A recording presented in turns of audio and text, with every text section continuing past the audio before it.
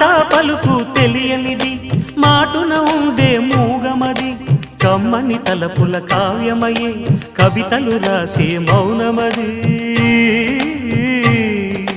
రాగల రోజుల ఊహలకి స్వాగతమిచ్చే రాగమది శృతిలయలరగని ఊపిరికి స్వరములు కూర్చే గానమది ఋతువుల రంగులు మార్చేది కల్పన కలిగిన మది భావం బ్రతుకును పాటగా మలిచేది మనసున కదిలిన మృదునాదం కలవనిది